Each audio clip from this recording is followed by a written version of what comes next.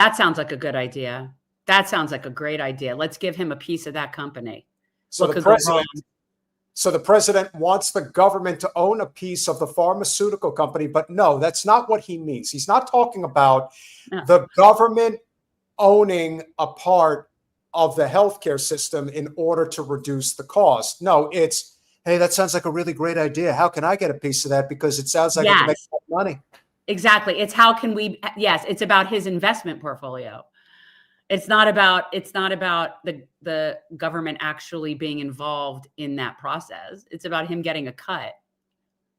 If we had a government-funded healthcare system, then Eli Lilly and all of the pharmaceutical drugs that they put on the market at probably 1,000-fold more expensive than what they really are, would never be able to do such a thing.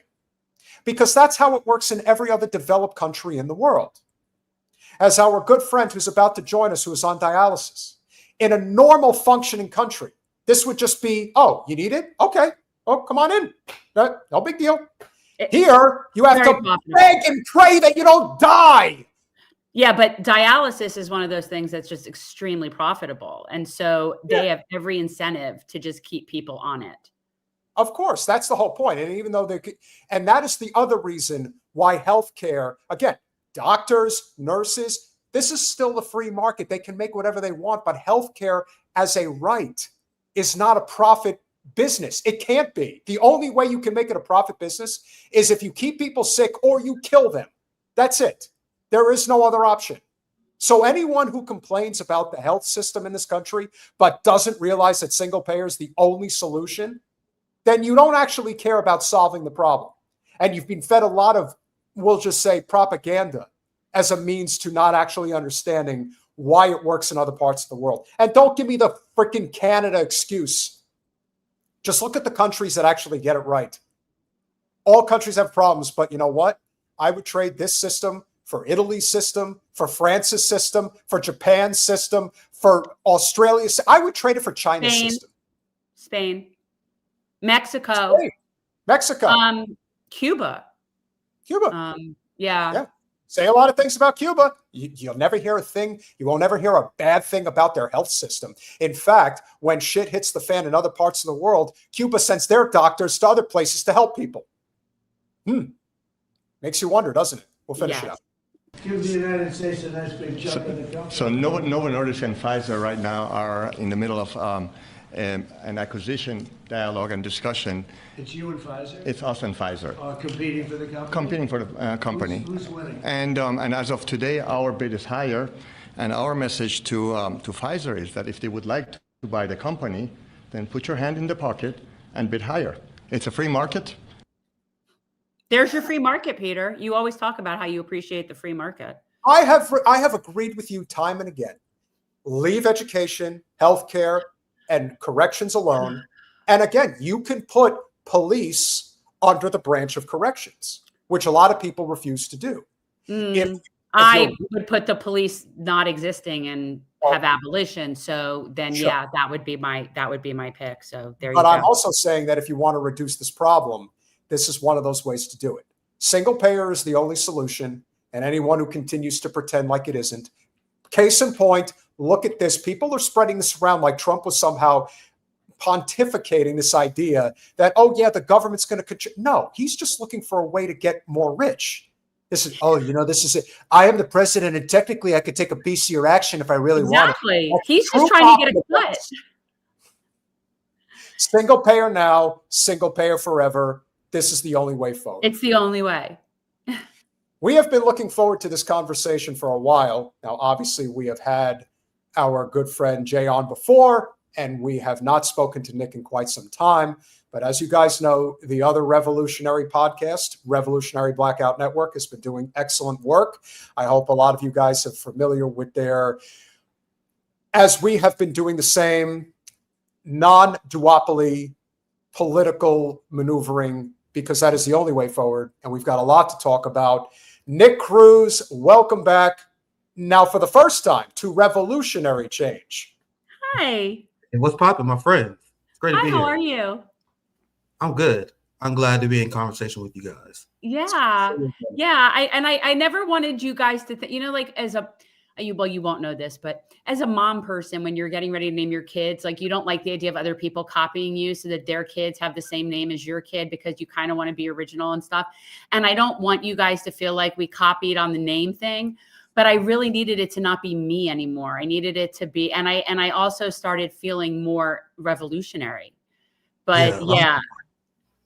A lot of people have. The last few years radicalized a lot of people, and what I view as my responsibility is trying to guide the working class into the right direction after they have been misled by gatekeepers for a very long time. So there are a lot of people who were significantly to my right who criticized me for a lot of my critiques, who later came around like, oh, I see where you was coming from now. They see the class element. So we always got to give people chance to grow and evolve, and I'm always one to do that. I'm always one to keep that line of dialogue open, even people we have words before. So it's great to be on the channel, and obviously you guys. I didn't even think about you guys still in the name because I think everyone wants a little bit of revolutionary change. So yeah, and I wanted to redo our colors. I needed we just needed a rebrand. We needed a facelift. Well, you're not alone, and of course, your good buddy and a friend of the show, Jay Bufont. Welcome back to Revolutionary Change. Hey, what's popping, brother? I didn't know Jay was going to be here. What's going on, brother? What's popping?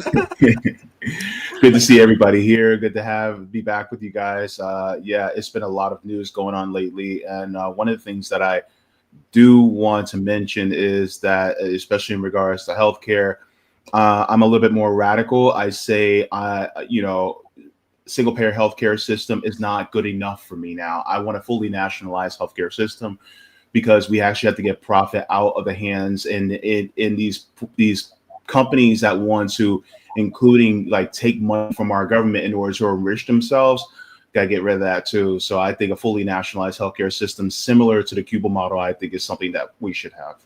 Jay, can you right off the bat get into, you personally could have lost your life as a result of the American healthcare system. And I always think it's interesting when you hear people talk about, well, I don't want that healthcare system. And I often think that the only people who talk like that are people that have never faced death in the face. And then as soon as they face it, the radicalization of their opinion about the healthcare system changes like that.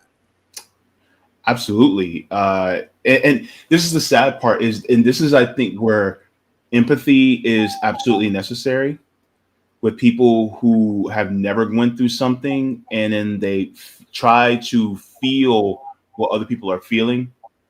And it's sad that we live in a country where a lot of people who they don't want to change until it affects them directly or it affects somebody around them directly. But the thing when it comes to healthcare, especially within this nation, is that if you've always had good healthcare, to you, the system works. Mm-hmm. The problem is that there's too few of people who have the levers of power, and they're not uncomfortable enough.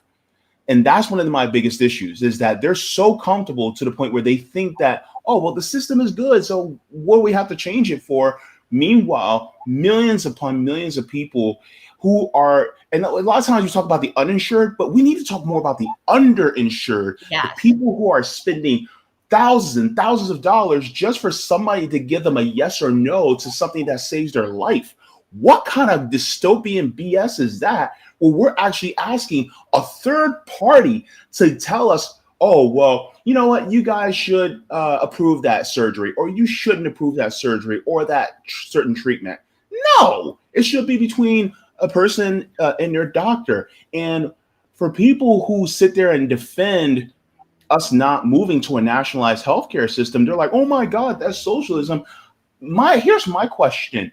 Do you really, if you're all about body autonomy and not having people in between, then why do you find that okay for insurance companies to get in between you and your doctor? The math ain't math in there to me. It doesn't make any sense. And so that's why I'm such a big proponent of nationalizing the healthcare system. Because if you really want to have just a relationship between you and your doctor, then it should be between just those two entities. It should not be between You, your doctor, and some third party person that doesn't even know you. And there was a doctor, recently a surgeon that does, she does breast reconstructive surgery, but this is more in line with women who have cancer. And I'm not sure if you guys saw it. I'm blanking on the Yes, doctor's she got name. called out of her surgery to go deal with that.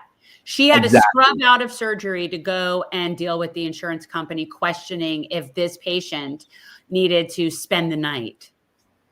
Exactly. And the thing is like when she was on the phone, she wanted to get their name and the number that, you know, that they're under so she can see if they're actually her peer so that she can, you know, let them know like, hey, if you're my peer, if you know everything that I know, then you should know that this person needs an overnight stay in the hospital and this should be without question. But the thing is, like, the person that was answering her question was not in the exact same field as her. So therefore, he was making an educated guess based on something that he's not specifically a specialist in. And so why in the world would I go to somebody who specializes in brakes for my transmission? And they never even touched my car. They never even looked there under my hood. That doesn't make any sense. So why are we doing that with our own bodies? Our own health? That doesn't make any sense. But that's the capitalist system. And that's how it operates because it's built on exploiting us, not just for our labor, but for our own bodies too. And that shows how capitalism is inherently wasteful in an inefficient system. And we cannot emphasize that enough. And that's another reason why I believe we need to have an anti-capitalist third-party movement. Because what is the Democrats' answer for this? They shut down the government so we can fund subsidies that go to insurance companies that justify raising their profit while they keep healthcare costs high. So to explain how insane Obamacare is, instead of providing national healthcare, our government pays insurance companies to cover people who have high premium, and they still get denied service. They still pay an arm and a leg. It's not even a effective system. It's a system to keep profits in place, which is another benefit for them having privatized healthcare in the United States, because you have less leverage over your employer if your healthcare is literally reliant on you having that said job. So you are less likely to try to organize a union. You're less likely to press the management if you cannot quit your job because you have healthcare. I know people in my personal life who would love to quit the job they have, but they don't have no healthcare. You guys see the class war element and why it's super important for the ruling capitalist class to not provide a simple thing as healthcare. It's a bargaining tool to them, and it's sick. It keeps us in the fiefdom, right? Like it keeps everybody as serfs, because if you had just healthcare and you could just do what you want and leave your job, you could do a lot more entrepreneurial things. You could do a lot more creative things. You could be doing what you want to do. And instead, you're stuck as a cog in their factory, in their machine, because that's the only way you're going to be able to live. And that's exactly why that's why they fight against it so much. It isn't even just the profit. It's the control. Yeah. And the whole system is constructed so that we can basically, I mean, again, if the powers that be had it their way, we would be slaves. We would all be slaves. There's a serfs class that they want.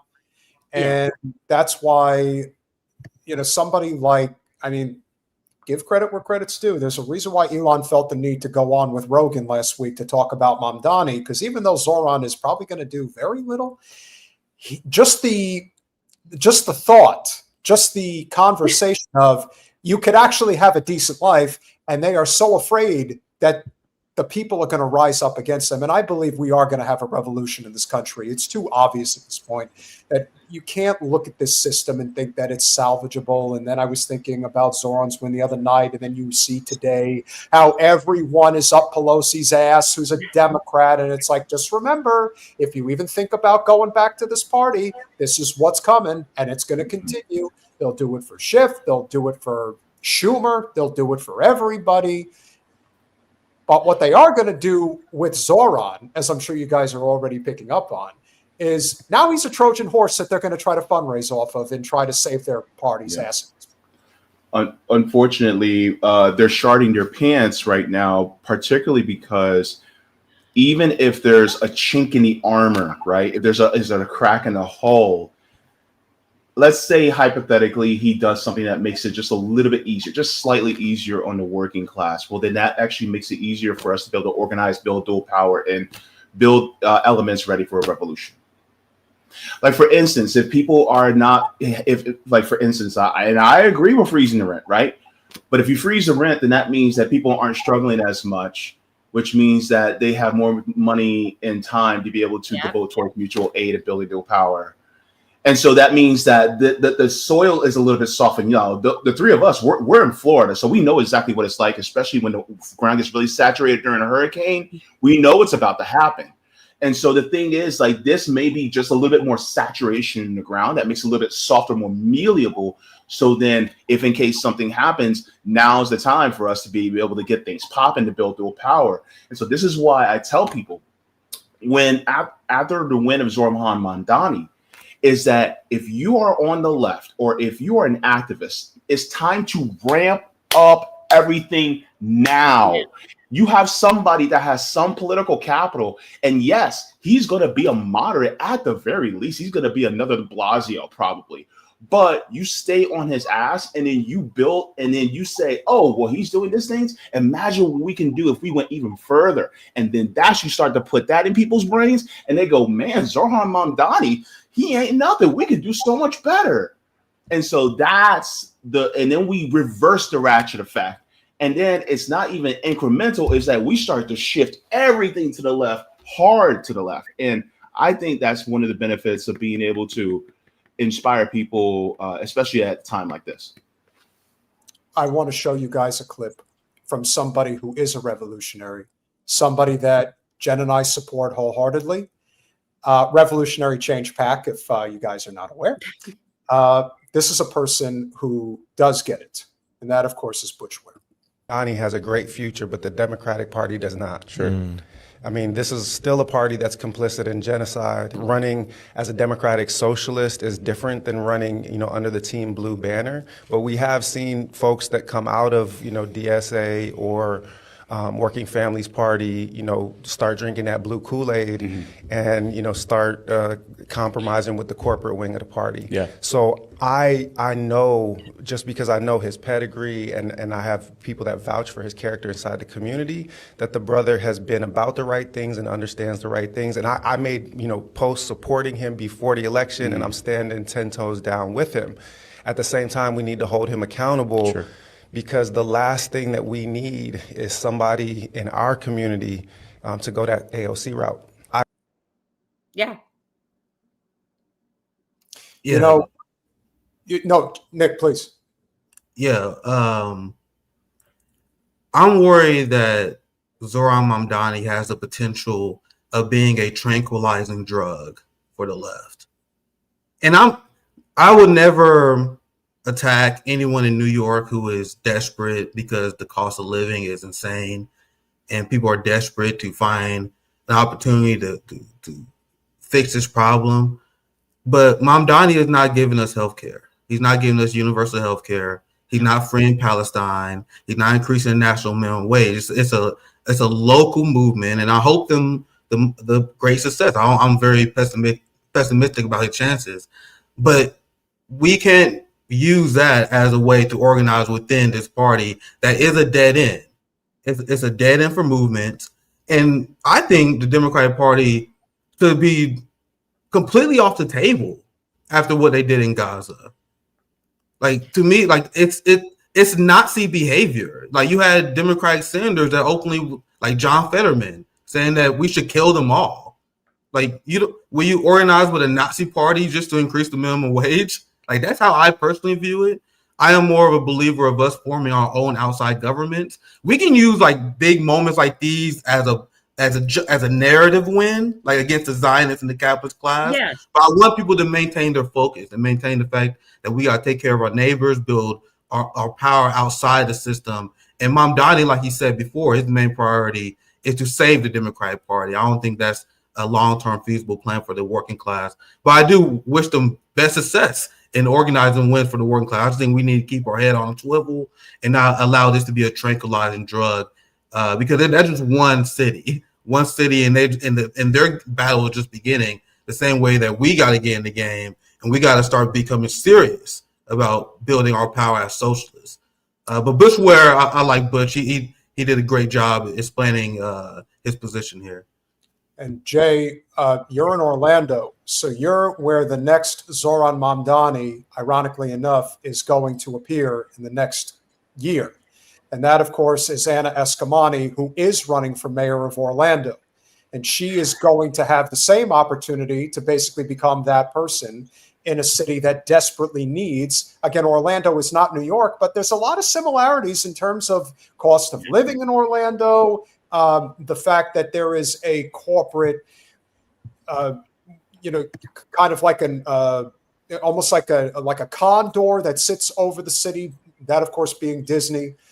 There's a lot of these problems that are going to continue to surface. And what I think is going to be very telling is Zoran is going to get pushed back immediately from Hochul and Albany. They're going to say, oh, no, you're not raising taxes on Manhattan residents by 2% or the greater New York City area by 2%. And then the question is going to be, is he going to be a capitulator or is he going to be a revolutionary? And it's going to happen fast. And people should be ready. Is he going to be on the side of the people? Because they're already saying, listen, we've been through Bernie, we've been through Obama, we've been through AOC. We already know we know what the signs are. We know if he's going to capitulate or not. So if he's going to, we're going to be on his ass. And then the question becomes, what direction is he going to go in? He always showed the signs, unfortunately, where he apologized to the NYPD. He's allowing a diehard Zionist to stay on the NYPD. What I see, unfortunately, happening, and I'm not trying to be a buzzkill, there are too many people being cheerleaders on the left instead of trying to move them to their position. So when it was clear that Zoran was going to win, what did the capitalists and the Zionists and the landlords do immediately? They immediately reached out, pushed them, and advocated for him to shift to the center, which he did on policing, like he did when it comes to condemning the Palestinian resistance. So while the center was pushing Zoran, the left became cheerleaders, and that enabled him to already waffle on very big issues. But I know, Jay, I don't know if you was about to chime. I didn't mean to cut you off, brother. Do you want to chime in as well? So on one hand, yes, absolutely. It feels like he's capitulating and moving towards making them more comfortable, which I say you shouldn't.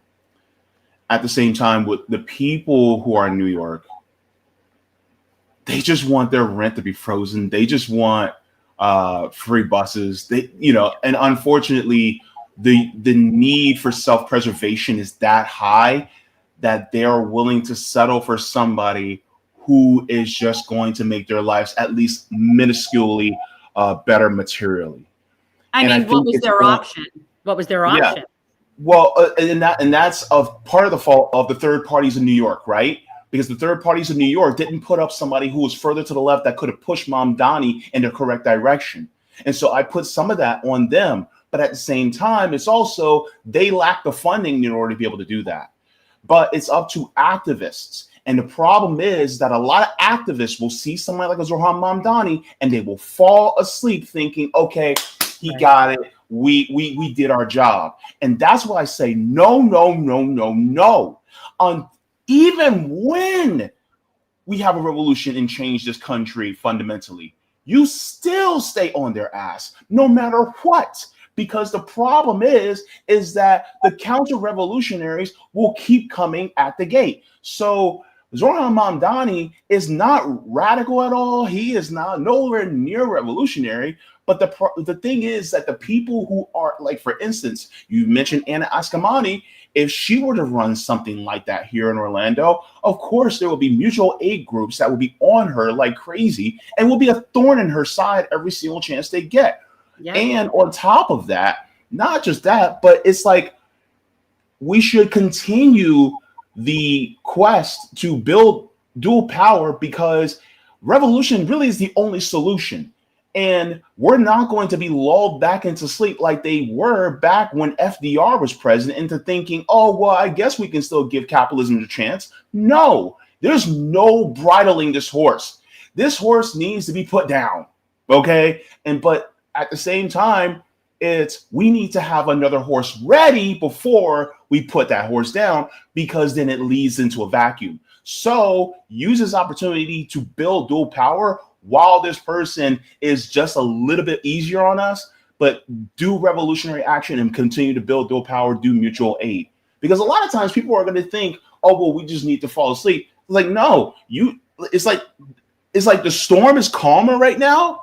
Okay, use that time to build even harder, to build even faster, because you know that a bigger storm is going to be coming behind that. I would definitely say the best thing you could say about Zoran, maybe more than anything else, is that if New York and other places get more and more revolutionary, he's much less likely to stand in the way of it. He'd be like, look, this is what the people want. They're going to do what they're going to do. Certainly more so than a Cuomo or an Adams type. And so I would say that in itself is a victory. But Mr. Ware has a few more things to say. So let's finish out, and then we will continue. I tabbed her, AOC Pelosi. She's the new Nancy Pelosi. She came out as somebody that was very much about, progressive emancipatory politics. But as soon as that fame and that money hit, and as soon as that, the Democratic, hierarchy and oligarchy hit, she has sold out consistently. Mm-hmm. And I have said about their oligarchy tour to Bernie Sanders and AOC Pelosi, I call it the Zionist BS, that this is a really traditional sheepdog mechanism of the Democrats. Every time the party is in shambles because their base is rejecting the genocidal corporate politics that ignores the needs of the people, they bring some progressives out to try to get the base motivated just so that they don't leave and go third party. That's what I mean when I say we don't need a Muslim AOC. Right. Yeah. I wanted to say something about what you said before, Nick, about, I forget how you said it about Zoran, like sort of like a false idol situation. I don't know exactly how you phrase it. Like and drug. Something like that. Yeah. And I think that that's really true. And I think it's because people are very uncomfortable, right? And it's starting to reach higher levels. The higher ups are starting to feel uncomfortable, and they don't like to feel uncomfortable. And the quickest, easiest solution is we'll just vote for the right person. We'll just vote for the right person. And then it'll be good. Like that's our job. We're the voters, and we'll vote, and then it'll be good.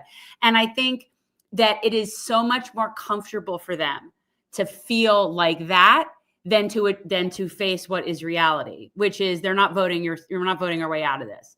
This is not going to go. The only direction this is going is the implosion of capitalism. It's the only way this is going. Now, how that goes and what it looks like, I don't know, but there's no coming back. And it doesn't matter who they vote for. It doesn't really matter at all. Yeah, and one of the reasons why I want people to stay active and don't use Mamdani as a tranquilizing drug is because I personally think he's overpromising to his constituent in order to win the election.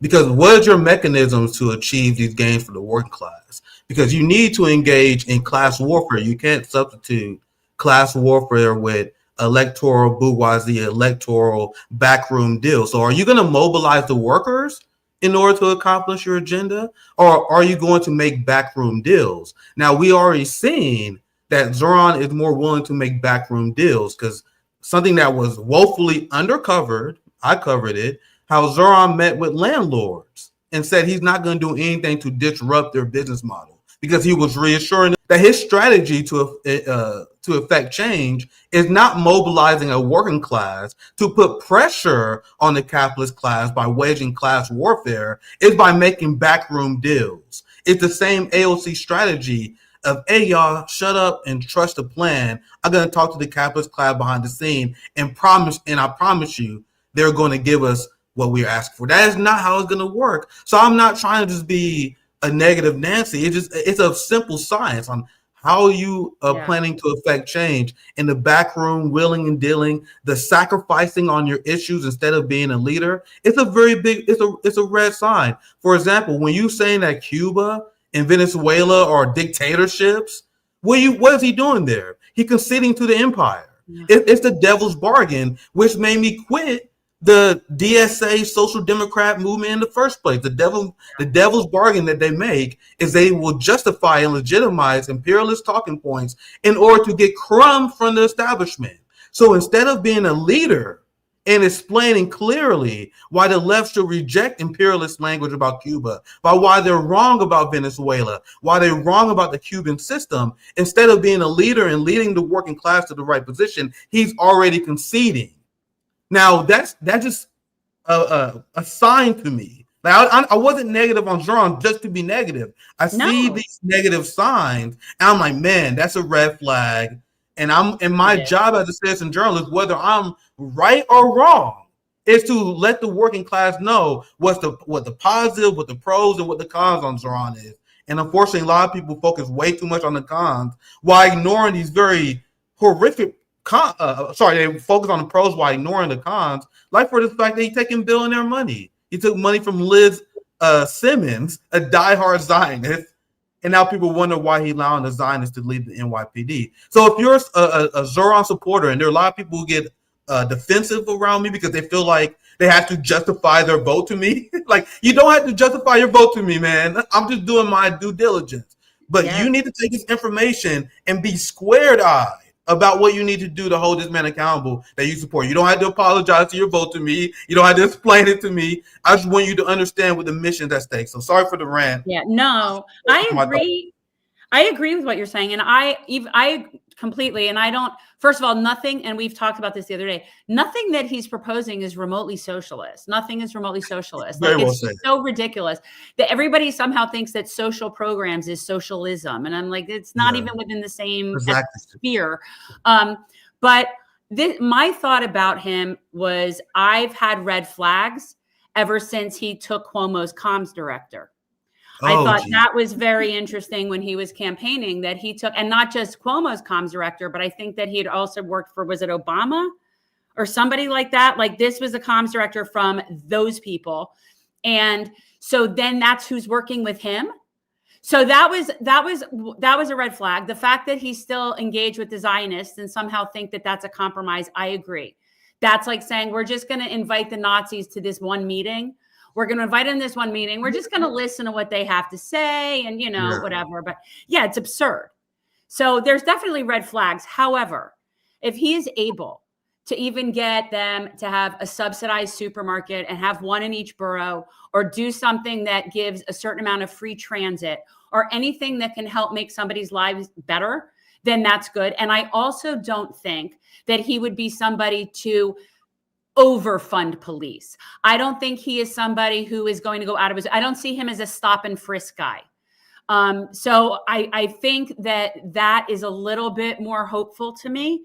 But yeah, they're calling him ridiculous. He's a socialist, he's a communist. I haven't heard him say one thing that was socialist. Well, this is, again, the whole political landscape today where everybody's a communist or a fascist. There is no conversation. It's all about, how do we divide and conquer? That's the whole point.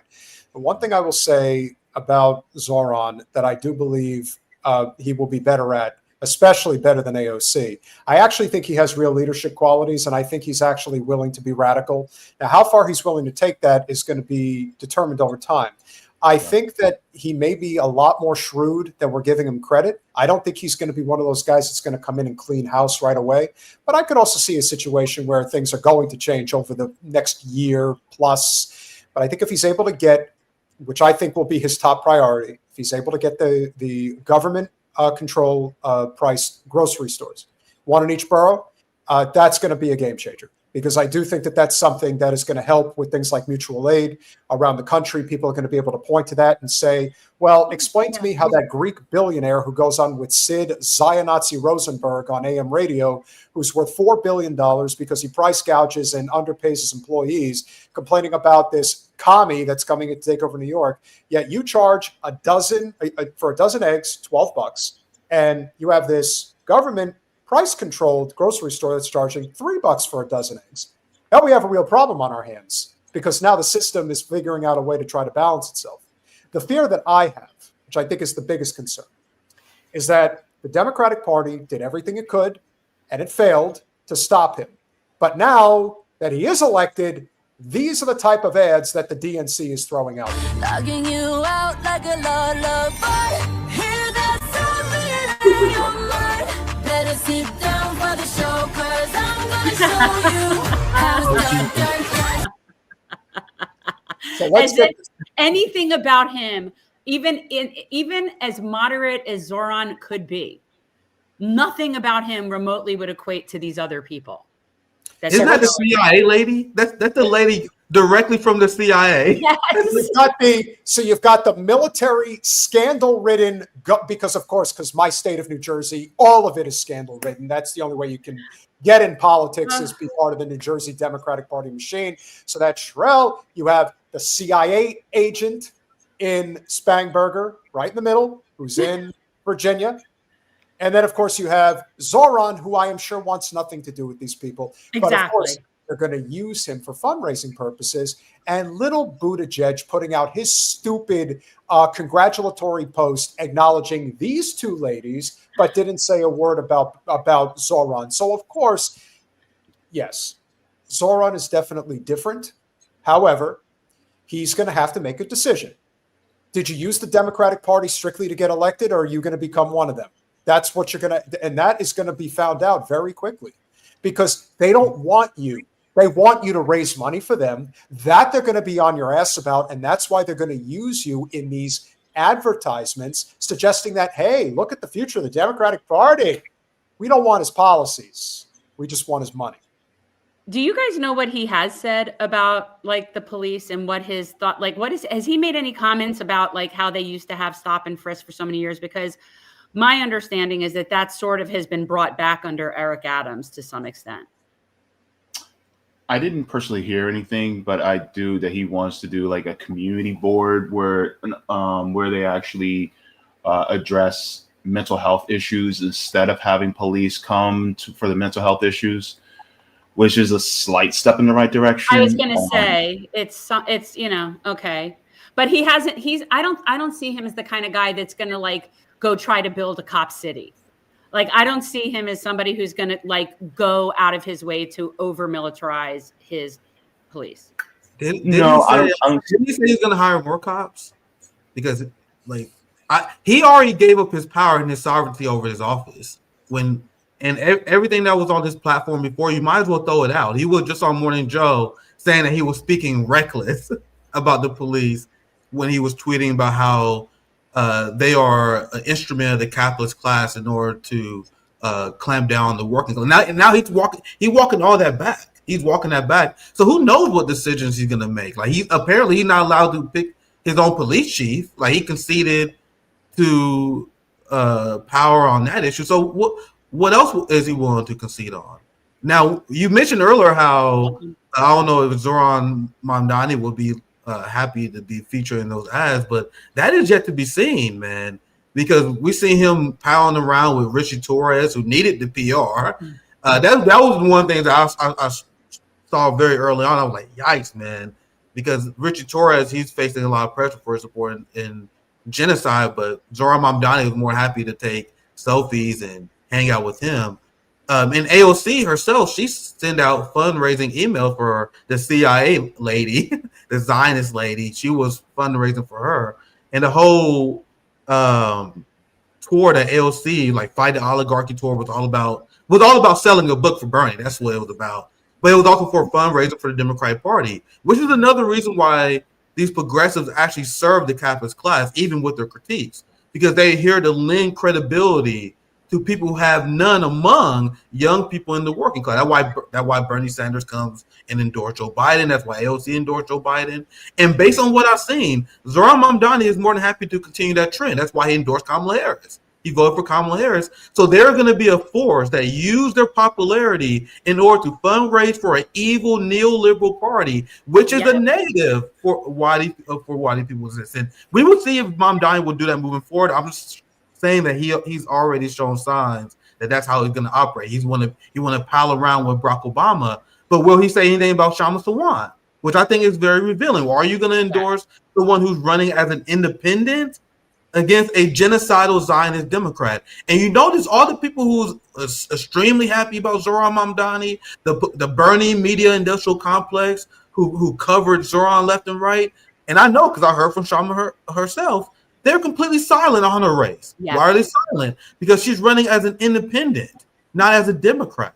So is it a movement for the working class? Is it a movement against Zionism? Or are we just a movement for Democrats helping the career of other Democrats? And unfortunately, I see Zoran being the latter. The last thing I'll say, and the reason why I'm concerned about this, and it's just based on what we've seen in history, Zoran is a young guy.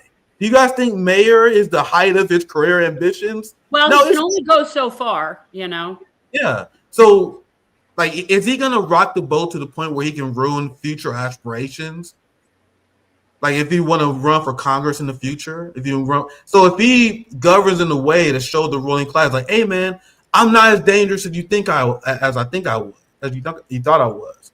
That will open doors for him in the future, and that's what you gotta be worried about. Like, what is the career calculations that these people may make that will make them side more with the ruling class versus the working class? But I'll pass it back. Yeah. I feel like DSA has lost all credibility in the past few years at a point where I don't even take that. Like, I don't see what the point is anymore. Why? Can't we just have a little genocide? Can't we just accept that? No. It's not acceptable. No. Nice. We are, we're heading for a revolution, and it's not going to happen at the ballot box. It's just not. And I wish more and more people would understand that. And that's why I had been recently talking about the fact that if the left does not get their act straight, that's why people like Nick Fuentes are using words like revolution now, because you are allowing him to take that lane because you're so afraid to actually make a move. And I agree with you. I saw all the people who showed up in New York to Zoran's event, and it was a big powwow shindig for all of the big, content creators that are very Democratic Party adjacent. And like I said, I think you guys would agree. I wish him well, and I hope he does get some things done. But the changes we seek are not going to come at the voting absolutely matters, but the change is not coming. Although is it there? Is it there? You mentioned Shama, and Shama is one of our PAC slate candidates that we are supporting with our PAC is Shama. So that's why when you mentioned Shama, I put our little QR code there. And I that's why I think, and we've been pushing mutual aid so hard. I think we have to show up. Like we was organizing with the Hampton family over the last summer. It was an honor to see the Hampton House. I was with Rome doing the tour, meeting all the people who was instrumental in building. And it's amazing when you see it in person because the amount of love the community have for the Hampton family is palpable. We had this event and people were driving by. We was planning while we was doing it. Me and Rome, we were talking to people. We was playing like, man, this is what we need to be doing. We need to be forming our own government so we can pressure our capitalist class from within our own central planning model, within our own mutual aid societies. And then when you have your own structure where you're taking care of people's material conditions, then you can put candidates on the ballot. Like, hey, man, these are the people's representative government candidate. Like these are how socialists gained power before. Like if you look at the Marina Party, for example, like I see the people who are always like, man, third parties is a waste of time. It's absurd because you look just south of the border. You were talking about them earlier. I saw your coverage of Claudia Sheinbaum. Yeah. Claudia Sheinbaum is one of the most popular leaders in the world, probably the most popular socialist leader in the world next to Xi Jinping. Now, they cut poverty drastically in Mexico because her anti-poverty program. This is a gigantic win for the working class. How did they get that win? They started their own party in 2013, the Marina Party, and they defeated the neoliberal class. They didn't engage in entryism. We've seen the blueprint. Jen, my friend, the blueprint of running in the Democratic Party to get wins for the working class is ahistorical. Yes. I sound silly if there was a list of victories that Bernie Sanders and AOC and them had imagine if they passed Medicare for all. Imagine if they canceled student loan debt. Imagine they increased the minimum wage. I would sound foolish criticizing them, but they have not. Right. 10-year project. They have nothing to show for it. We're not nitpicking people who have a giant list of accomplishments here. It's been proven my entire life that the strategy of entryism does not work. Does not work. We need to look at other models that work around the world, just like Mexico and other movements where they had own party. But sorry for the rant, but I think that's what our focus should be. And then you should find what your role in that movement will be. Like if you part is like JB has an amazing mutual aid group in Orlando. Like how can you help JB? How can you be a collaborator? Like you got, instead of just tying your hopes to, oh, will this candidate win this election? Oh no, Donald Trump won. We're screwed. Find what you can do and militantly be part of that movement. If you don't have an organization, what are you doing? Either have an organization, be part of an organization, help fund an organization, and do not give into political nihilism. That's my number one message. Relying on politicians is political nihilism, whether you know it or not. Yes. Take power for yourself and take accountability. I'm not a liberal. I think people have accountability. Take accountability for what we can do to improve each other's lives. And I'm glad that you guys are spreading the same message. I think we need as many content creators. We have many people on the left to start spreading this message instead of relying on the Democratic Party for a change. That's my thoughts. Jay, why do you think so many, and we try to make a conscious effort to do this, and we see this all the time. The one thing that is very commonplace, and we see how big the populist right has gotten, particularly with Fuentes, Owens, and now Tucker Carlson. There seems to be a lot more. There's definitely this division between America first and Israel first. It's definitely the civil war that is on the political right now. Yeah. But that pales in comparison to the type of gatekeeping that goes on the left. There is very little cross-pollination, collaboration with these channels. Now, we have very good relationships with a number of big channels, ones that you guys may not agree with necessarily politically. We're very close with Jordan Chariton, Status Quo, Katie Halper, Mike Figueredo, but there's also a lot of guys out there that have these big platforms. They don't like to play nice in the sandbox. They don't actually want to try to collaborate with other voices, even though they claim to be on the populist left. Why do you think that is? I don't want to get anybody in trouble. Well, just don't mention names. No, I'm not going to mention names. However, all right, I'm going to be real with y'all. Unfortunately, because we live in a capitalist system, there are some people that are more focused on self-preservation of their current living standards than they are about actually doing revolution. Yeah. The problem is that there's some people who they are podcasters only. We are activists that just so happen to also be podcasters. See, the thing is, like, it's about what your priorities are and what your focus is. Because for me, I look at it like this. You're baking a cake. You got your flour, your sugar, your eggs, you got your vanilla extract, right? You got your, leveling agent, whether it be baking powder or whatever, Jen's getting hungry now, just so you know. I have Trust cookies. me, I know I am right now too. Stick with me here, Peter. But the thing is voting is the vanilla extract. Mutual aid in building dual power is the flour. Can I make a cake without vanilla extract? Yeah. Now, it will help, but I can make a cake without vanilla extract. Can I do the cake without flour?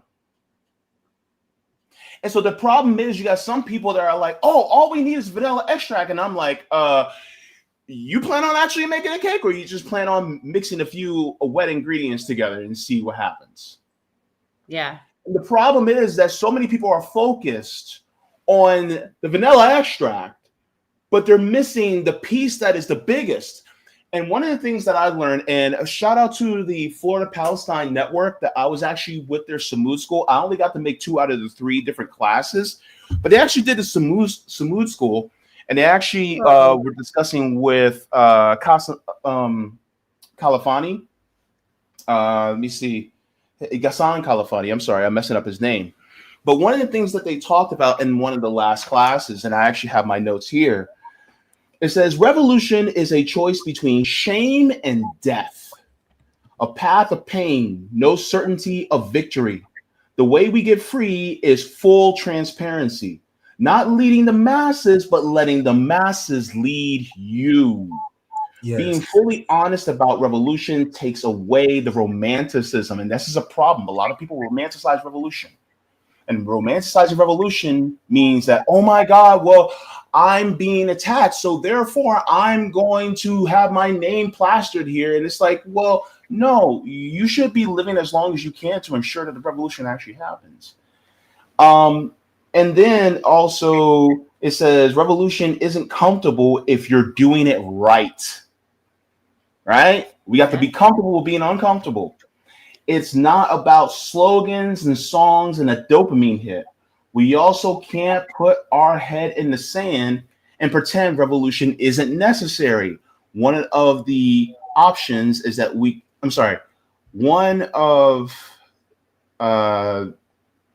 of the options is that we can live with ourselves. It means living with integrity. It's not an easy choice. It is a hard choice. And so the thing is like some people who consider themselves what I like to call the legacy left is that they're making money off the angst. Yeah. They're saying, you're pissed off. We're pissed off too. Let's get pissed off together and let's vote for these people within the Democratic Party. Now donate to my Patreon. And the problem is, it's like, okay, so you're saying all that and you're giving a solution that's ineffective because we've been doing this for a long time.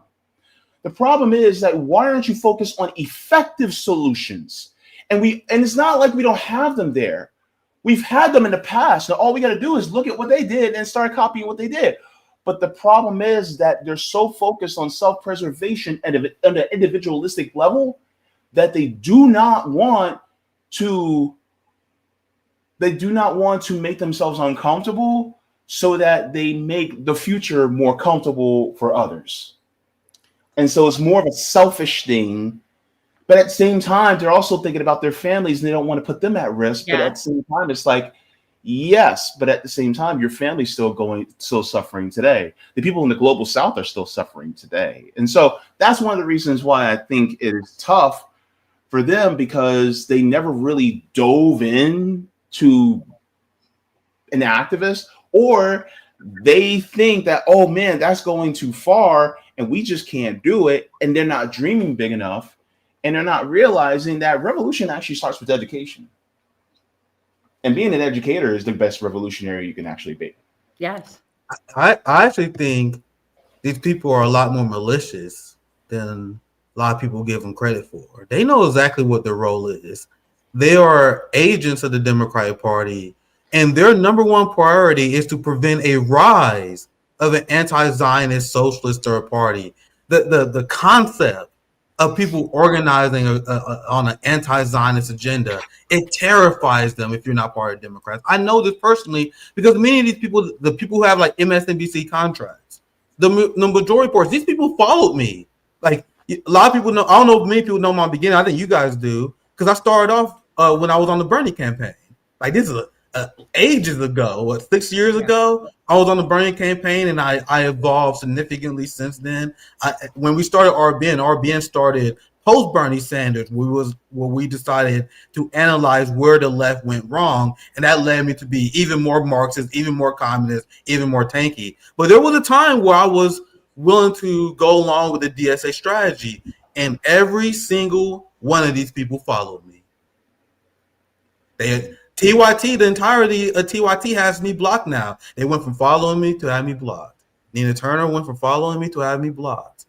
And the same people who wanted to be in conversations with me when I was on board with Bernie Sanders, it was significant. I was on Status Quo. I was on a lot of these shows. And then the second that I made a criticism coming from a revolutionary lens, I started to see the amount of anti-communism that actually infects the left in the United States. It's an active, coordinated thing for them to smear anyone who decides to work from the left of the progressive base. That's why when we had our General Strike Summit, we had all the big names, like people like the Hassan Piker, the people who are attached to this idea of running within the Democratic Party. They were smearing us for starting the General Strike. So not only do they blacklist us, they did smear us in an attempt to discredit us. I've been smeared countless times by these people. You want to know who else has been smeared by these people? Jill Stein. So when Jill Stein ran for president, what happened? You had AOC that called her parasitic. And then following up on AOC, Sam Cedar, Hassan Piker, Vouch, all these people then repeated AOC's smear of Dr. Jill Stein. They all said that Dr. Jill Stein disappears every 4 years. I just had Dr. Jill Stein on my show. She's working on initiatives for Palestine right now. She was arrested protesting for Palestine. But all these gatekeepers that you guys are talking about, since you guys brought it up, they all in a coordinated way, they all released videos within 2 days of each other. Cal Kalinske is another one, Sam Cedar, all the Bernie Media Industrial Complex, which I call them, they all came out with videos smearing Jill Stein. Why? Because she was surging in Dearborn. You had a ton of Arab Americans. There was an article that came out that said that they were looking to support Jill Stein. So what happened? They all smeared her.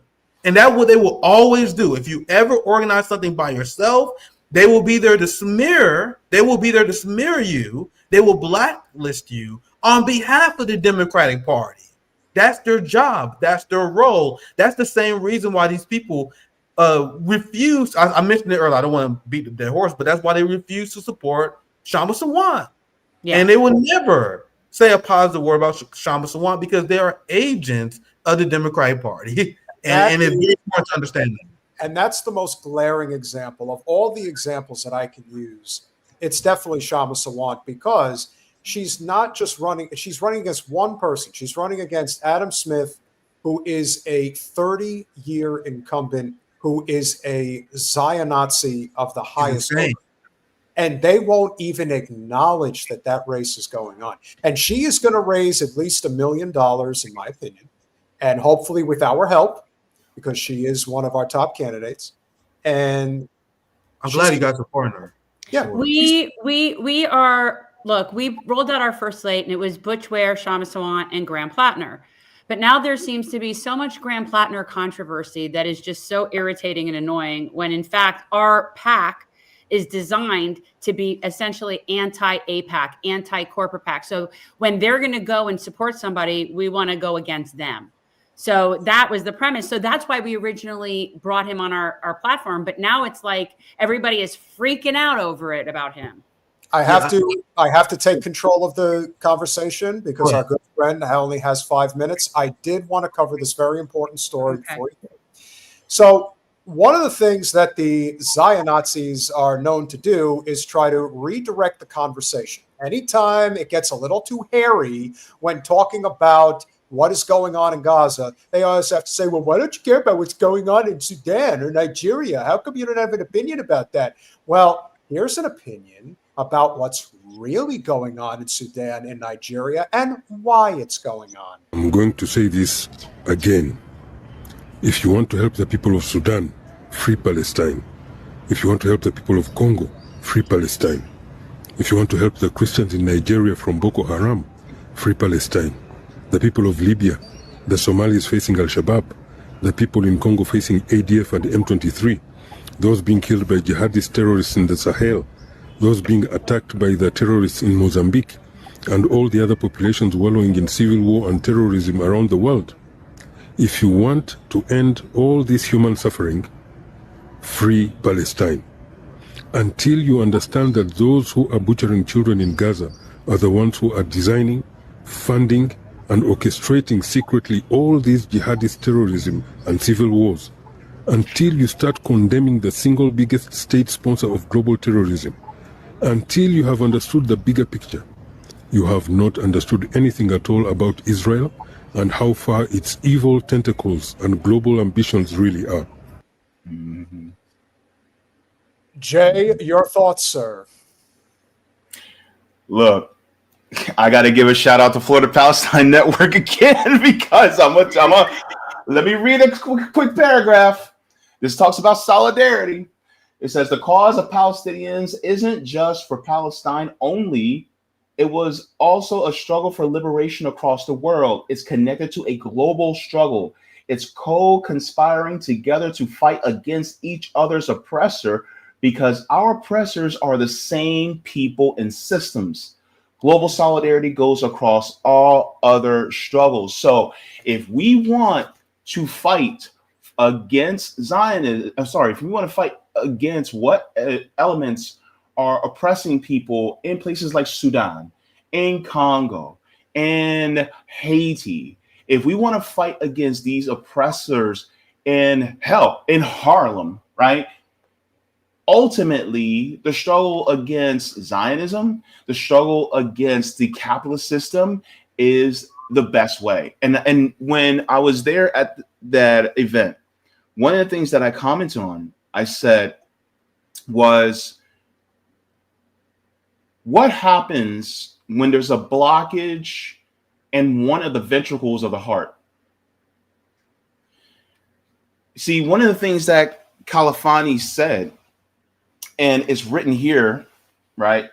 Califani said, imperialism has laid its body over the world, the head in Eastern Asia, the heart in the Middle East, its arteries reaching Africa and Latin America. Wherever you strike it, you damage it, and you serve the world revolution. That being said, if you cause a blockage in one of the ventricles of the heart, which is basically the imperial core, it doesn't take much. Just a little bit of plaque. Next thing you know, you get cardiac arrest. And so the thing is us fighting in the most sensitive area of the empire is actually easier for us than for somebody in Congo or Sudan to fight against the empire from the outside, because we're literally in the belly of the beast where it's sensitive. So that's the thing. And so what this gentleman is saying is absolutely correct. And I want to thank him personally for saying what he said, because ultimately all of our struggles are tied together. Yeah. Very well said, JB. And on top of everything else, when you heard all of the Zion Nazis saying, how come you don't care about what's going on in Sudan? And then I decided, you know what? I'm going to go take a look at that. What is it that's in Sudan that is similar to what's in Gaza? Oh, that's right. Rich minerals that they want to get their fucking hands on. Just like every other colonial empire that ever existed in the history of the world. So naturally, Sudan has one of the largest gold reserves in the world, just like Gaza has one of the largest natural gas reserves in the world. Why is someone blowing up boats in Venezuela right now? Two reasons. One, largest crude oil supply in the world under their soil, and Maduro does not want to do business with the United States. And that's it. One more thing. Yeah. Also, for people, I want you guys to research who owns the diamond mines in Congo. Oh, yeah. See, isn't that there you go? Because it's very interesting that the state of Israel is like the world's largest diamond exporter, and yet they have no diamonds. How is that? There you go. You are being anti-Semitic. I can't tolerate it. I love how you call them. Get their people too. Do you know? I didn't realize that to the extent how much Saudi Arabia used the Sudanese. Yeah. They didn't just extract the gold; they extracted their people to use them in fighting in Yemen, and that is not something that I was completely aware of. Thank you, Jay. Appreciate you, Jay. We'll talk again real soon. We're going to do this again real soon. This will become a little bit more of a frequent occurrence. Yep. Thank you so very much. I'll be sure to have you guys on too. I can't wait to have more conversations. Take care, everybody. Good night. Very well said, JB. I love how you call them Zion Nazis. that's I love how you. They are. I mean, let's just be honest. They are. Yeah, they really. You look back. I mean, again, no defense of the Third Reich, but you look back on it and you compare to what the Zios are doing today. I mean, forget it. What do you think the ZI is from, Nick? Yeah, NAZI. Don't get me wrong. I'm with it. I always try and come up with more creative ways to insult them. Like always trying to come up with. They hate it, and for me, it's important as a Jewish person because it's a way I distinguish amongst people in a better way. Like, it's very hard for me to be around Jewish people without having a understanding as to where they are on this issue. Yeah, I cut people out of my life for way less than supporting Zionism. Exactly. I It's cut like people having out of my life lunch for with way less. Nazis. It's like hanging out with Nazis. Like, and I'm just going to pretend that that's okay. We're just going to sit here and have a conversation, and we just won't talk about their Zionism, but I know what they think, and we're just going to sit here like that's okay. No, it's never That's going to very be well okay. said. Prince Anita has a little bit more to say. Let's Okay. finish it out. Yeah, feel free. It is only once the apartheid state is ended, its Greater Israel project stopped, and its medieval global ambitions to rule the world all replaced by a true democracy in Palestine, with one state for all and everyone regardless of race, ethnicity and religion, and everyone has equal rights and the right to vote in one nation for all Jews, all Christians and all Muslims. Only then will all these malicious killings around the world stop, because they only exist as part of Israel's medieval global ambitions to instigate global conflicts whenever they can, wherever they can, and use their allies as useful idiots to achieve their insidious global supremacist ambition. Israel and its allies are the state sponsors of terrorism and civil wars across Africa, putting billions of dollars into distracting the world from their genocide by paying Africans to slaughter Africans. Yes. See, and that's something. And we were going to touch a little bit on what's going on in Nigeria, right? Were we going to talk about that, or we don't need to get into all of that right now? I have some thoughts. Well, I think it's, again, there's a significant crossover, but it like anything, like we've always said, show me a conflict and I'll show you the profit as the motivation. Our tentacles are all over this. That my only complaint about this is saying Israel and its allies. It's American empire. It's American empire. This is exactly why we say globalize the intifada. Yes. And this is why I wish Zoran would have explained this instead of throwing the Palestinian resistance under the bus, because globalize the intifada means standing up against this global system of imperialism. We're all victims of Zionism. You know how many people I know that lost their jobs, who was financially retaliated against because they spoke up against the Israeli genocide? I know professors who lost their job. I know quite a few people within my network of activists who've been financially retaliated against. Then you have the people in Sudan. You have all the people in the Congo. You have the people that Israel is bombing, their neighbors, Lebanon, Syria. So when we say globalize the intifada, it means rallying the entirety of the working class against this Zio-fascism, the Zio-Nazis, as I love how you guys call them, because it's a system of imperialism. It's a system of imperialism that's upheld by Christian Zionism, which is a gigantic funder of it. You have Muslim Zionist traders in the Middle East, like the head choppers in Syria, who enable and coordinate with the Israeli state. It's an entire system that must be brought down, which is why we must say globalize the intifada. The UK is a fascist state.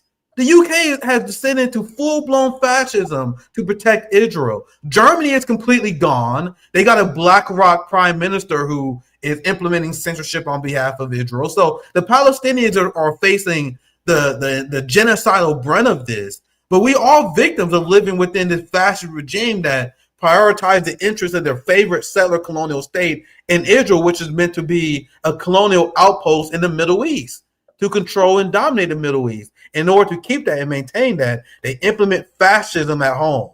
And we all need to stand up against it. That's why globalized intifada is extremely important to say. They connect it all. You guys know how many amazing conversations I had with my dear Palestinian brothers and sisters who explain they stand in solidarity with us when it comes to reparations. They stand in solidarity with us in our fight against the police state, because we understand that our struggles are interconnected. That's why you had Nelson Mandela, who fought for the Palestinians. That's why you had the Black Panthers who fought with the blacks for the Palestinians. There have been a long time connection between Africans, African Americans, Afro-Brazilians as well with Palestine. It's a class conscious recognition about who our enemies are, which is why it's horrible to condemn that. And that's why we have to say strong with our chest, we got to globalize the intifada and understand who our enemies are. And they understand that too. That's why they hate it. it terrifies them when they It see should. people acknowledge their true enemy, right? And if there's one thing that we have learned when it comes to the Zion Nazis, is that whatever they're complaining about, whatever they're screaming from the rooftops about, chances are that's Yeah. exactly what you need to be supporting and supporting Absolutely. it full throat, because that is it often is shown. This was one of the reasons why Jen ran against Wasserman Schultz, and we're going to close the conversation this evening with a little story that I think you'll appreciate. The one thing that Wasserman Schultz has made her mission in life, that since she's been in Congress, she has been attached at the hip to Netanyahu, Milikowski, and making sure that anytime she gets her hand on an opportunity to push legislation, it's always anti-BDS legislation.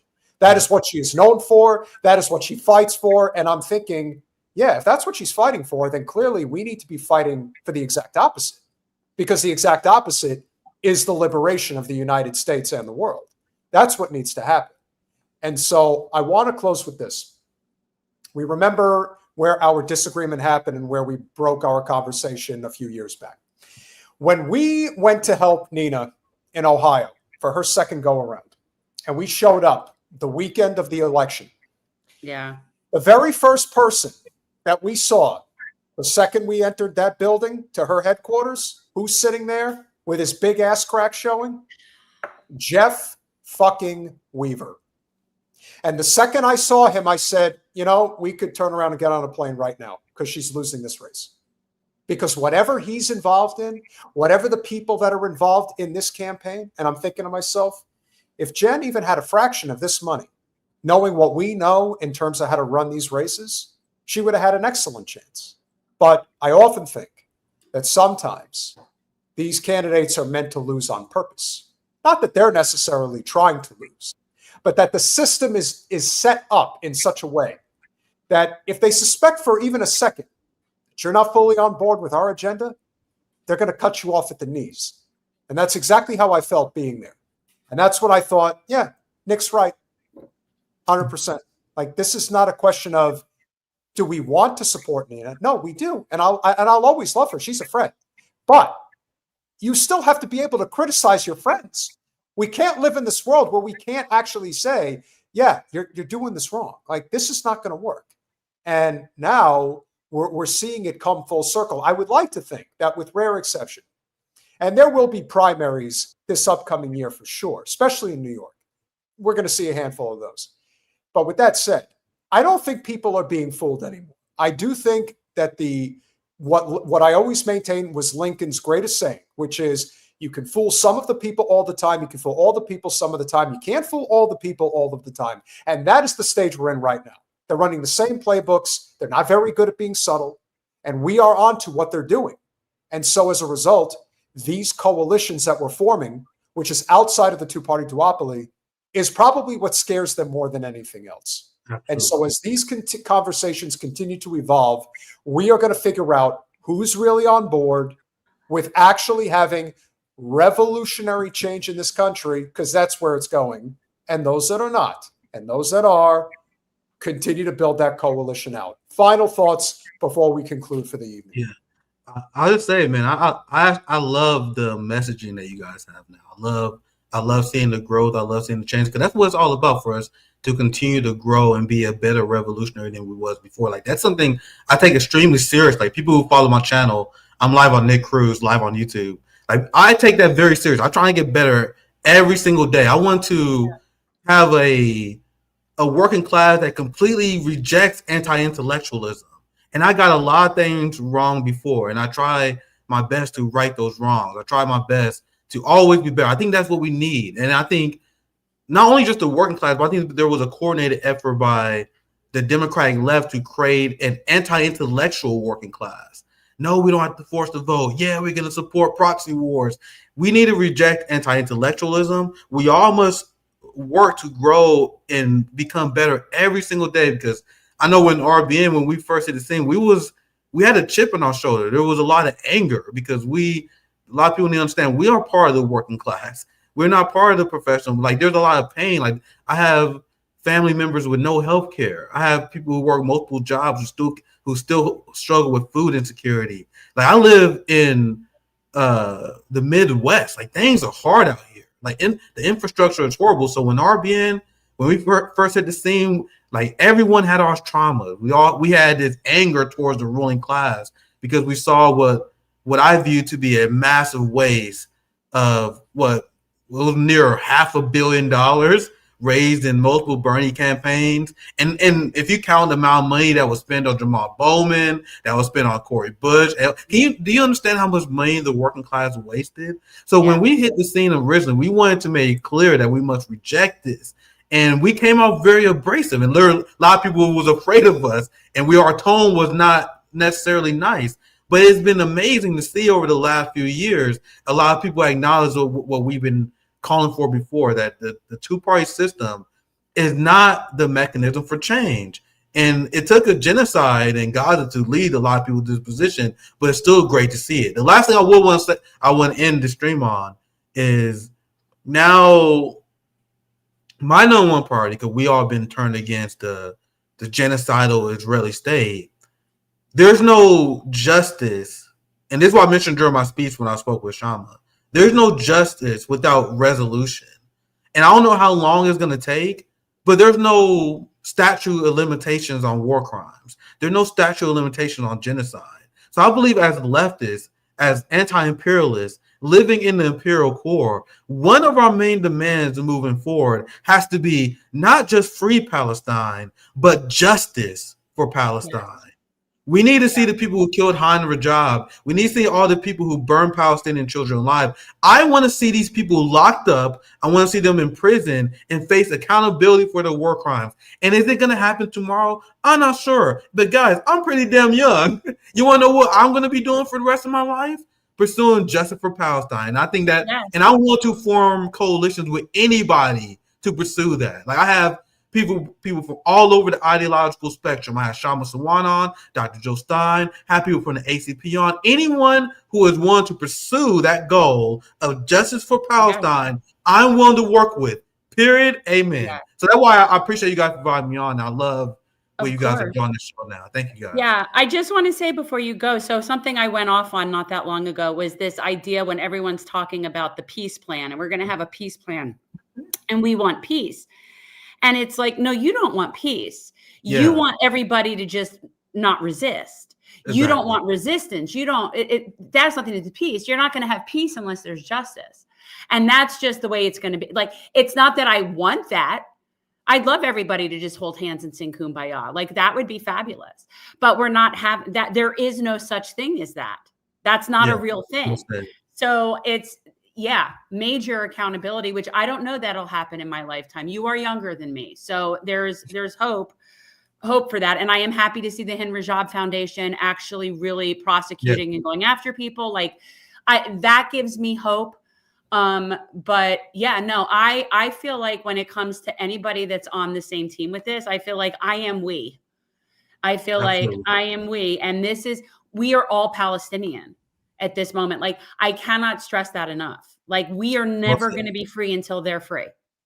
Well said. Very well said. Sister. Appreciate you coming on, brother. Let's do this again soon. Appreciate all. It was a great conversation. Thank you, guys. Absolutely. Links in the description, guys. Thanks, Nick. We'll be talking again real soon. So that was fun. And if you guys enjoy these fun conversations, which we hope you do, maybe you just like to hate watch like Randy Fine. We know he does. Please go to patreon.com/revolutionary change for as little as $5 a month. You could become a supporter of our small but mighty and growing channel. And also make sure you're subscribed on Rumble. Right now, our channel is heavily shadow banned. We have barely gotten over 400 live viewers this evening. It is obvious that they are toying with us. Okay, let them keep doing it. We're not changing our message. And for those that are here this evening that are supporting us, Tony D., 22 months a member. Deborah Messing is melting down over Zoran. I know, it's so much fun. Oh, I just want to give a shout out. Irene is in there and she was asking where I am. And I just wanted to say, if anybody's ever wondering where I am, you know I'm not at home if you don't see me smoke on screen. I'm in like a rental or some other place where I can't smoke indoors. Fairly warned. Jim Talib with the $5 super sticker. Always a pleasure. And we really appreciate you being here as always. Look who showed up this evening. Willie, great to see you guys. That's Subscribe not to Willie. I know who Willie is. Who is that guy? Yeah, Willie, it's what'd an you do with your avatar. face? It's called an avatar. Go I to know. subscribe to the Willie Bragg Show on YouTube. Psychologically mind effing Nancy Pelosi alone was good enough reason for force the vote, let alone the morality for the need for Medicare for Absolutely. all. Amen, brother. Absolutely. Thank you for the $5. Pirate Justin, thank you for the $5. Did you all ever cover Brandon Tatum's shameless pandering at the Republican Jewish Coalition? I was traveling for work the past 3 days. I will touch on We Tatum. covered a couple of people's Yeah. talks at that coalition, but not not his. We didn't get to the Token brothers, and there were a couple of them. Brandon, Officer Tatum, as he likes to refer to himself, and Floyd Mayweather. What's with that? What's with that? Well, he's already a bastard to begin with, so why not just add to it? Guy beats women too, so don't forget about that. Brian Burns with the $2. Massey has tried to oust Mike Johnson. Good. Stop giving me reasons to like Thomas Massey. I already like him a lot already. Right. You're going to make it hard for us to ever disagree with him, even if we want to, just as a matter of that he's the only person there that seems to have any sort of spine or conscience. It certainly seems that way. Joseph George with the $5. Zoran will let us down, but have been enjoying all the worst people crashing down. Absolutely. And that's it right there. That is what honestly has given me the most pleasure over the past couple of days, is knowing that the likes of Ackman and Bloomberg and all these disgusting pigs are just not even knowing what to do with themselves. When in reality, there's nothing they need to do, because Mamdani's not going to really be able to do anything that would truly threaten capital. So they don't really have anything to worry about, but it has been, and Deborah Messing has definitely been coming unglued. What I will say, and I've been saying this all along, is that Mamdani has already won, and this was before he won at the ballot box. The fact of the matter is that he, as much as anybody, completely changed the narrative on Palestine in the United States. He broke. It was a referendum on Palestine, and the majority of people are seem to be on the right team, at least in New York. So as far as I'm concerned, Zoran does deserve that grace. Bless you. And unlike AOC, who likes to spend her time teenage gossiping about Marjorie Taylor Greene, who she secretly is jealous of, Zoran really was a revolutionary in that he was somebody who ran for office. And you have to keep in mind, he did this in New York effing City. He didn't just do this in some mid-level city in the country and defied. Right. He did it in the Lion's Den. It's not Dearborn. Yeah, he did it in the Lion's Den. So as far as I'm concerned, I will give him more grace than I will give most people. Now, if he completely sells out and he completely gives in to somebody like Jessica Tisch, that's concerning to me. And his stance on the punishment bureaucracy will speak volumes to me. How he handles that. And again, I'm loath to call it law enforcement, even though that's what most people seem to refer to it as, but the punishment bureaucracy. Because as a mayor, that is one of the big powers. I think way too many of them have gotten way too off on that power trip of suppress, oppress, control, and especially Black and brown people. One of the things, I'm hoping he's not that. One of the things that Zoran does have control over as the mayor is the allocated budget. And one of the biggest budgets that he has to deal with is the NYPD. And I'm curious to see what happens. He's keeping on the Zio bitch, but I don't know. But that's where I'm suspect how he handles. I don't even want to call it policing. It's over policing. Well, that's and that's going to segue into our next discussion, because we are going to talk about the Mamdani monitor. They are going to come at him with everything they have. There are going to be false flags like you can't even effing imagine. That's what's coming next. To the most incredible supporter with the cutest little baby, Saeed, again with the Mohi. Thank you for gifting the 50 Revolutionary Change memberships. Mohi. You, as much as anybody, are keeping our business afloat. because of the suppression that our channel is dealing with right now. Like on a level that is absolutely insane. It's ridiculous. How hard they're hitting us. But you know what? We can complain about it, but we're not going to change. That's the thing that they have to understand. You're going to have to shut this channel down because unlike other channels, as Nick and Jay were talking about, we are not going to be gatekeepers. We are actually trying to create some type of a revolution in this country where people actually rise up and demand the change and get the change. That's where we're going. And we need to do it for like the babies like little Mohi. Amen. Tamils for Peace, Free Palestine. Thank you for the $1.99 Canadian A super sticker. We really do appreciate it. And it is a nice symbol, I must say, as well. Well, it's I like it. Tamils for Peace. Indeed. Danny Hell, thank you so much for becoming a YouTube member. We really appreciate you being here. Danny Hell, that's kind of, it only makes me a little sad because I always say Izzy Hell, and I don't ever want to, but yeah. I highly doubt we have any sponsors of our channel that are in support of Israel. I'd be very No. Yeah, that was being mistaken. We just get hate watchers occasionally. Not to be outdone, Joseph George, thank you so much for gifting 10 Revolutionary Change memberships. We really appreciate it. And so one of the things that we have to guard against. No, Nancy Pelosi's not dead, Fifi. No such luck. There's that, now. She's just retiring. But yes, it does. The amount of maudlinness, and for anybody who knows me, I hate maudlin. There's nothing I cannot stand more than maudlin. The amount of maudlin pomp and circumstance about it, you would think she was dead. That's what I was saying to Peter earlier. You would think that she died. But no, she's just retiring. Good grief. She's still going to be money speaks. 100%. If you think for 1 second that she's going anywhere, she's not going anywhere until she's in a box. Just like I just want people to understand that even though I don't know what's going on a daily basis, I am. And you keep falling over. This is how you avoid. This is Mitch McConnell avoids talking to a constituent. He just falls. Oh, I just see that. Oh, and I can't get up. Toppled over. Yes, that was unfortunate, and I am going to miss Pelosi very much.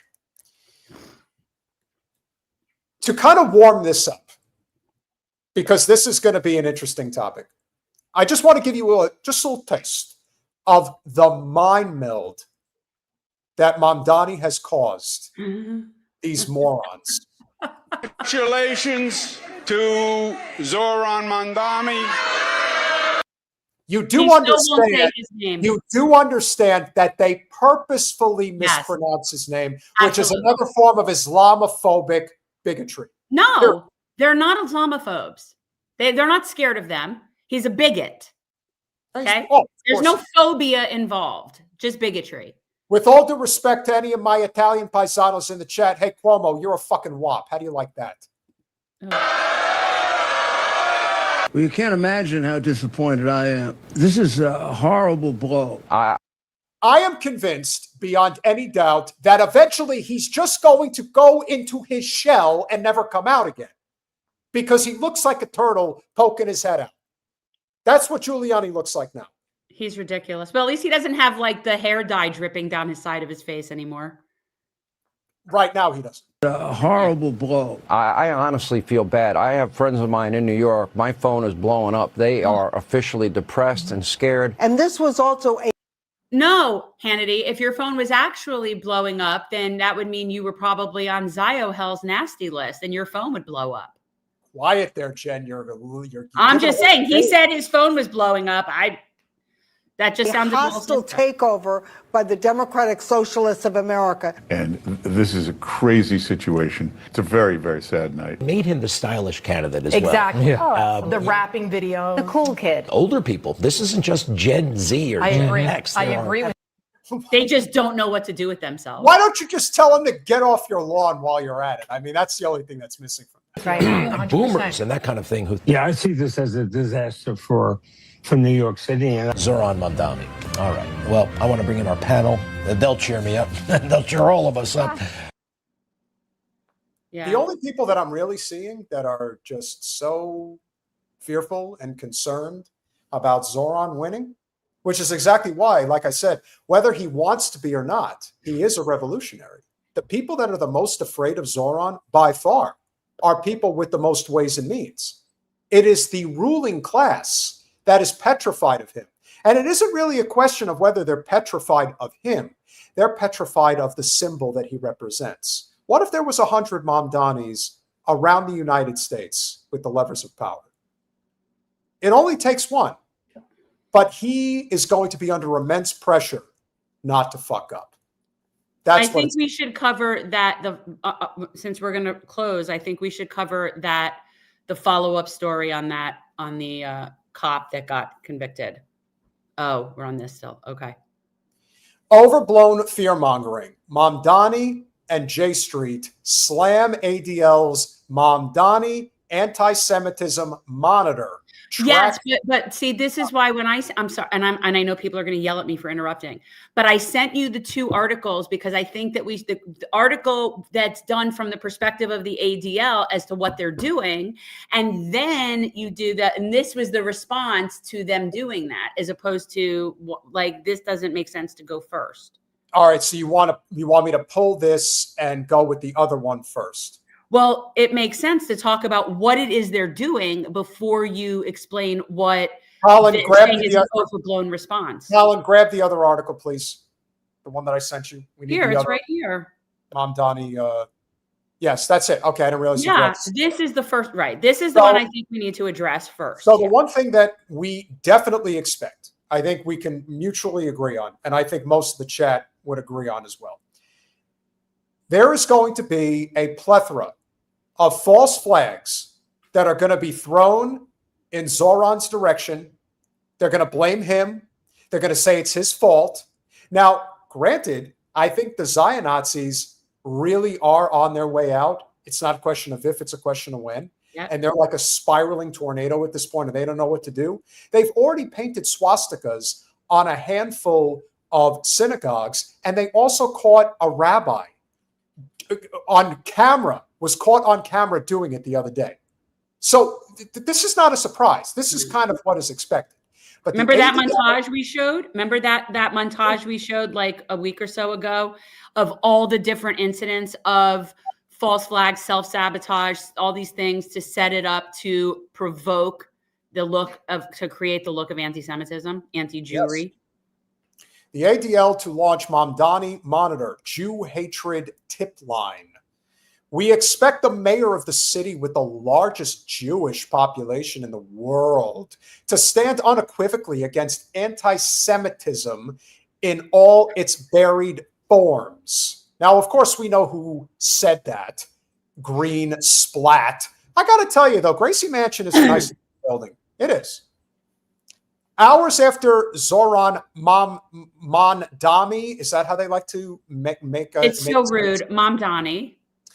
An anti-Israel, self-identified socialist was elected mayor of New York City. The Anti-Defamation League said it is launching a tip line for city residents to report Jew hatred. It's so funny. And a Mamdani monitor. Now, I did pick this article because it is JNS. So this is a very, very Zio biased news source, which is what I wanted to read. Like, this was the intent, was from this fear-mongering concept of, oh my God, now what are we going to do? We have to track him. We have to do all this stuff. So I want people to understand this is by no means and what I would call like a decent news source, but this is the perspective that the ADL is coming from in terms of why they feel they need to monitor him. The latter will be a public-facing tracker monitoring policies, appointments, and actions by the Mamdani administration that impact Jewish community safety and security. AKA, if he removes Jessica Tisch from the police commissioner position, they are going to write nonstop articles, and they will harass him and all of his people nonstop about how he's anti-Jew and all this. It doesn't matter what the Tisch family is involved in. Wink, wink. Huge supporters of Israel. Yeah. Oh, they're Siamese twins that got separated at birth. It's like a two-headed monster. Yeah. Two-headed monsters. Drawing from tip line reports as well as enhanced ADL research capabilities, this Mamdani monitor will provide transparency around City Hall decisions affecting Jewish New Yorkers, including education policy, budget priorities, NYPD, and security measures. This Much really fun. has to make you wonder, why were you not seeking that transparency around City Hall decisions affecting Jewish New Yorkers before now? I would think that you would just want that kind of transparency at City Hall regardless. But no, just somehow because an Indian Muslim man could potentially do what? Create a Sharia law situation. You're worried about having like a 5 a.m. call to prayer waking you up. Like, what are you? I mean, like, these people are just sort of, they're out of their minds. Well, you've often They're out said of their that they're the biggest victims, if you will.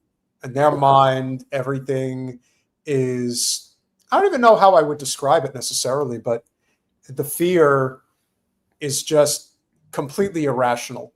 Yes, he is African American. I know he was born in Uganda, but he comes from Indian ancestry. His family isn't. His parents are Indian. Right. Yeah. The ADL also said it will create a hyper-focused and dedicated New York City citywide anti-Semitism tip line and will debut new research capabilities, including early warning research into policies, mayoral appointments, and funding decisions coming from City Hall that could impact Jewish community interests. It's all about the Jews, baby. Mayor-elect Mamdani has promoted anti-Semitic narratives associated with individuals who have a history of anti-Semitism and demonstrated intense animosity towards the Jewish state that is counter to the views of the overwhelming majority of Jewish New Yorkers. Clearly not. Clearly not. Clearly not, Jonathan. Little boy. Oh, God. He looks like a penis head.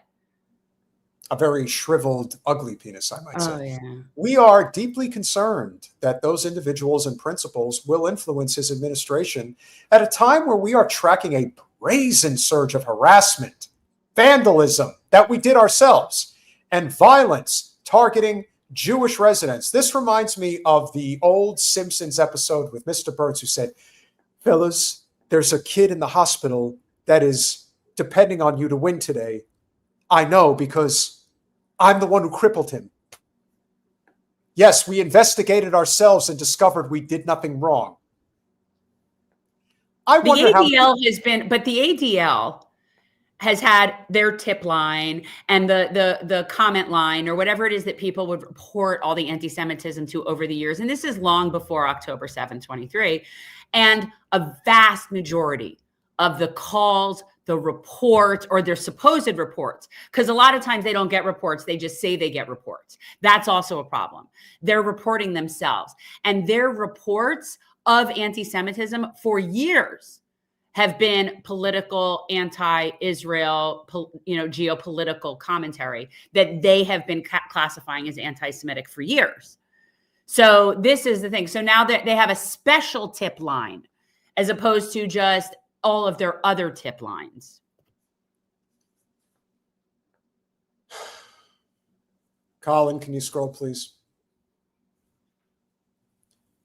We expect the mayor of the city with the largest Jewish population in the world to stand unequivocally against anti-Semitism in all its forms. We will hold the Mamdani administration accountable to this basic standard. Make no mistake, ADL's core purpose is to protect the Jewish people, and we will be relentless and unyielding in our work to ensure the safety and security of all Jewish New Yorkers. I bet you will. No, you're not concerned with Jewish New Yorkers because Jewish New Yorkers just voted for Zoran Mamdani. So you're concerned with Israel and their image and consistently calling it the Jewish state so as to conflate Judaism and Zionism. Oh, they're fucked. And you know better, but you're a very bad actor. You're really a piece of shit, actually. Now, I believe that this is the response article. This is how even, and J Street, which by the way, is liberal Zio. So that's why I thought this was entering. So even the J Street cohorts here were coming out against this and saying, this is absurd. Your turn. Okay.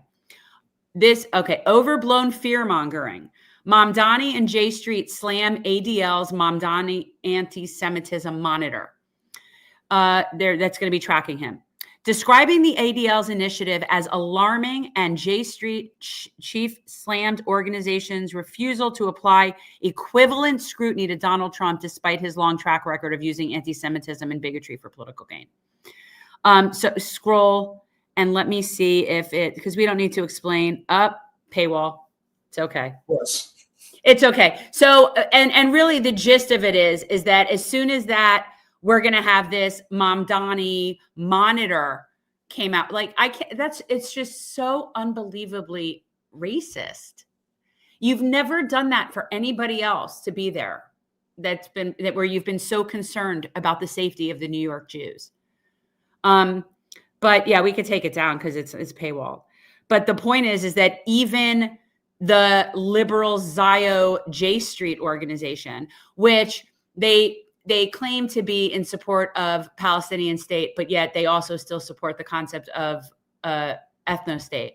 So that's sort of an oxymoron. But even they were criticizing this concept that we need a Mamdani monitor. I find that so grotesque. It's just so icky.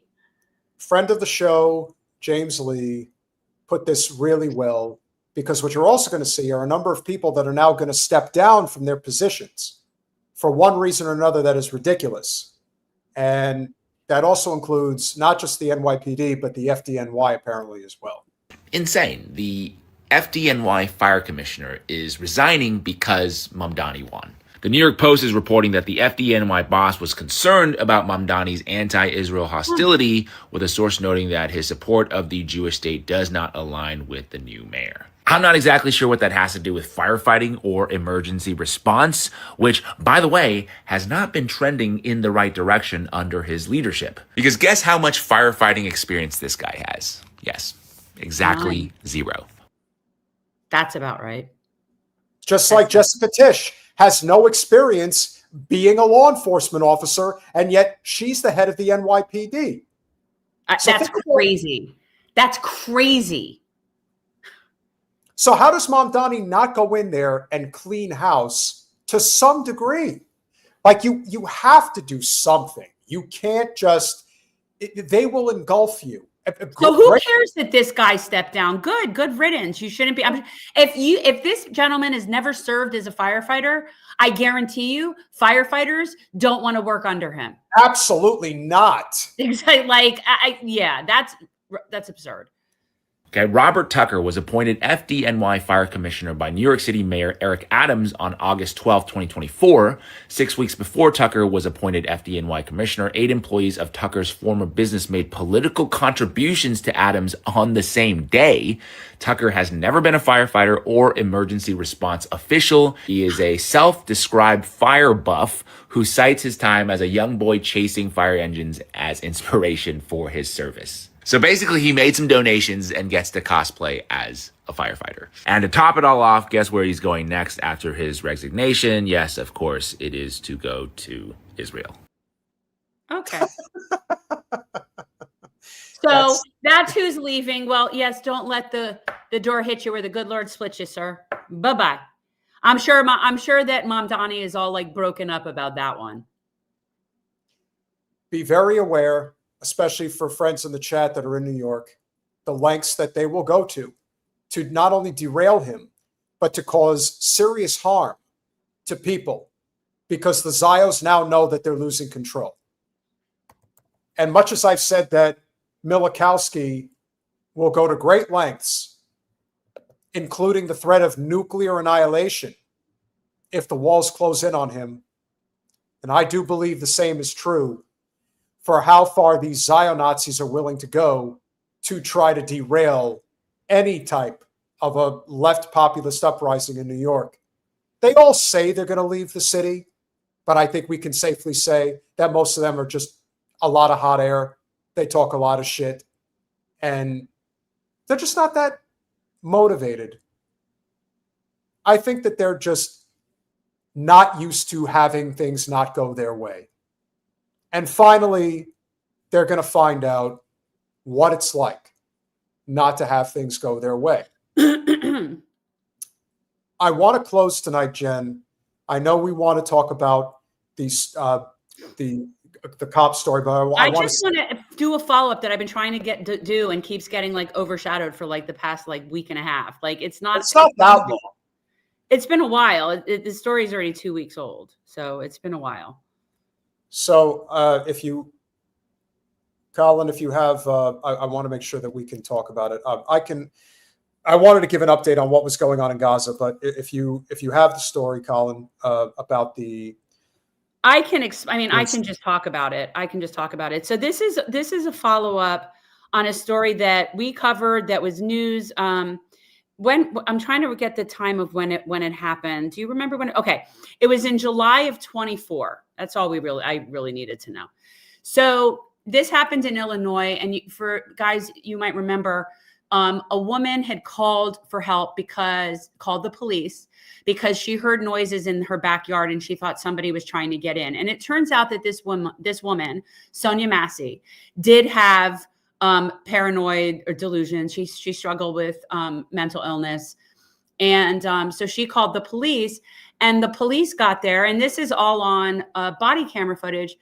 And the officer murdered her. He murdered her in her kitchen. He first told her to go get the hot pot off of the stove. When she went to do it and was holding the hot water, he then yelled at her and shot her like 3 times until she fell to the ground. And he was shooting over a counter at her. Like, he was never remotely threatened. And so I just wanted everyone to know the follow-up to this is that he was actually found guilty of second-degree murder, not manslaughter. He was found guilty of murder. And it was very pleasing to me. And I wanted to have like a follow-up to that story. Yes, it's this woman. Can you scroll a little? It's this woman here. That's Sonia Massey. And this is someone that wasn't a threat to anybody. She wasn't threatening anybody. She was sitting she called for help because she thought somebody was trying to get her. And this guy murdered her. And it was one of those that you don't know if there will ever really be accountability. And yet there has now been a modicum of accountability. And yes, this was the lady in the kitchen. And he was convicted of second-degree murder. And that pleases me. That was basically the story. And so that's her. That's Sonia Massey. And yeah. So it was sort of like a slightly good feeling in that there is accountability in this. There are too many stories that do not get reported. We have a broken corrections system in this country, and that includes policing, because it is for profit. And did you want to say something? Well, I can answer why it was second-degree murder, because it wasn't premeditated. He didn't get up that day and say, I'm going to go kill this woman. It happened in the moment. Mm-hmm. And also, in order to prove first-degree murder, you really have to be able to prove his mindset. And it's very hard to prove that even unreasonably, he wasn't scared for his safety. It's a very hard thing to prove. But the fact that they got any murder conviction is very promising. Yeah, I've said if you can't abolish policing, which I know some of you want to have, the best thing that you can have is to end qualified immunity. If you end qualified immunity, the police will police the police. That's what will happen immediately, because they have a shield in more ways than one to get away with murder. And in this case, he didn't get away with it. In fact, no, and I just saw something now that I didn't see it like when I first saw this story like a couple weeks ago. And I don't know if it's true because I just saw it as I was looking for this in a headline, that apparently her family has won a $10 million civil judgment as well. Good. As far as I'm concerned, but this is. And I don't know if that's true, guys. Guys, if anybody sees that or verify it or something, I did see something that it looked like they got some sort of judgment civilly. Yeah. No, I think that law enforcement is just as broken as our healthcare and education system in this country, and that's on purpose. Because it's not law enforcement. And to that end, we will be, I have a new sort of series segments that I want to do that's called Mission Abolition. And I am at the point now, and Peter and I have had it out about this, because I don't really care what anybody's personal opinions about what they consider to be law enforcement or policing are anymore. I really don't care. The numbers are not on your team. The numbers are not on your side. They don't jive. We do not have actual law enforcement of the laws that would be the most beneficial for all of us. We have laws against poverty. We punish people for poverty crimes. We don't punish the people that cause the most harm to all of us. We don't punish the people that poison our water. We don't punish the people that sell us drugs that they know is addictive. We don't punish the people that have the highest body counts. We don't punish those people. So it isn't about keeping us safe. It's about punishing poverty. And there is no revolution without abolition. Those two things are mutually exclusive. So you cannot consider yourself to be a revolutionary and not support abolition. They go hand in hand. I disagree. Abolition serves to oppress the oppressed. That's it. I mean, the punishment bureaucracy. And without that, you are just running around in circles under your oppressor's thumb, basically asking for the date and time into which you can stand with your sign and ask for the things you want. You're never getting it without abolition. It's never going to happen. Okay. Well, again, I disagree, and I'm allowed to have an opinion about this. You can have an opinion. I'm just stating that's just how it goes. Well, not necessarily. Again, the police could one day decide that they're no longer protecting capital. But in order for that, no, and here's the cake analogy, and I've said it to you before. You can't bake a cake and have all the ingredients in it and then decide you want to take the gluten out. I need this to be gluten-free. It doesn't work that way. It just doesn't work that way. And so, you ever had flourless cake? I think it's pretty good. No, you can't undo it once it's done. We have a punishment bureaucracy that is designed to protect capital and punish poverty. Punishing poverty, which, by the way, poverty in and of itself is a violent policy choice. So you cannot have the arm of the oppressor and the boot of the oppressor. You cannot have it around your neck and somehow think you're going to convince them to just let you have a little more. It's not going to work. Thank you, sir. There is no revolution without abolition. It just can't happen. Libertarian Social Democrat, thank you for the $4.99. The real change when the right and libertarians finally turn on the Zio-controlled right politics. They're already doing it. They're already turning on them. That's already happening. Controlled right politicians and woke SJWs are not the answer. No, I agree. But then again, if you are going to be revolutionary, it's not going to happen with things like, woke politics, if you will. That's not going to solve the problem. What is going to solve the problem is economic revolution. That's it. Everything. People want to know how you eliminate every single prison. You don't need to. It doesn't work that way, but it doesn't work the way that it works now. And I would say that the amount of crimes, of police reported crimes that are considered violent crimes, that are crimes to people. So homicides, rapes, robberies, assaults, right? Like that accounts for 4% of police reported crimes, which means that the rest of the crimes are the things that are not hurting people, but are generally crimes of poverty or addiction or mental illness or whatever it is. And so let's say that as a compromise, we cut all police budgets down to just 4%, because that's really the only amount of armed people that we need to protect us against the people that really might do us harm. 4%. In that case, you could at least convince her that we don't have to get rid of all of it. Just most. No, I do want to get rid of all of it, but I'm just saying you can have 4%. Finish what I'm doing. 4%? Yes. Psycho 6, thank you so much for the £4.99. If you are from the UK, thank you so much for being here. We really appreciate it. Mark J with the $2. Thank you, Peter and Jen. Thank you for always supporting our channel. Thank you guys for a great evening, great conversation. We didn't get to everything we wanted to tonight, but I'll get to it on Saturday. So smash that like button, share, subscribe, do all those things we ask you to do. We love you all. We appreciate you all. And free Palestine. good night, guys.